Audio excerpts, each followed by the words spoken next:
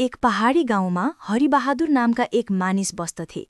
उनले केही वर्ष अघि गाउँकै सहकारी ब्याङ्कबाट सानो व्यवसाय खोल्ने भनेर कर्जा लिए। सबैलाई लाग्थ्यो अब हरिबहादुरले राम्रो काम गर्छन्। तर पैसा हातमा परेको केही समयपछि उनले लापरवाही गर्न थाले। व्यवसायमा लगानी गर्नुको सट्टा उनले कर्जाको रकम दैनिकी र व्यक्तिगत खर्चमै सकाइदिए। समय बित्दै जाँदा किस्त तिर्ने म्याद नजिकिने गयो। आय नबढेपछि उनी चिन्तामा डुब्न थाले।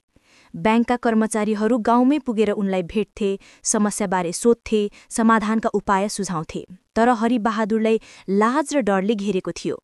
आफूलाई अपराधी झैं महसुस भइरहेकाले खुल्न सकेनन्। एक दिन कर्मचारीहरू फेरि फलोअप गर्न आए। उनीहरू शान्त र स्पष्ट थिए, तर हरिबहादुर तनावले भरिएका थिए। रिसको भरमा उनले उल्टै ब्याङ्कमाथि अनावश्यक दबाव दिएको आरोप लगाए। गाउँलेहरूले सुने, तर वास्तविकता बुझ्न सकेनन्। कर्मचारीहरू थकित अनुहार लिएर फर्किए।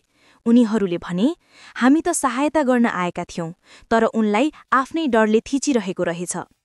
त्यो रात हरिबहादुरलाई निन्द्रा लागेन। धेरै सोचपछि उनले बुझे, समस्या ब्याङ्क होइन, कर्जा दुरुपयोग गरेकै कारण भएको अवस्था हो। भोलिपल्ट उनले साहस जुटाएर ब्याङ्कमा फोन गरे, गल्ती स्वीकार गरे र मिलेर समाधान खोज्न चाहेको बताए। ब्याङ्कले फेरि सहयोग गर्ने वाचा गर्यो। उनले नयाँ योजना बनाए, व्यवसाय चलाउने कोसिस सुरु गरे र बिस्तारै किस्ता तिर्न थाले। गाउँलेहरूले पनि बुझेर गए, कर्जा लिँदा योजना, नियन्त्रण र जिम्मेवारी अत्यन्त आवश्यक रहेछ।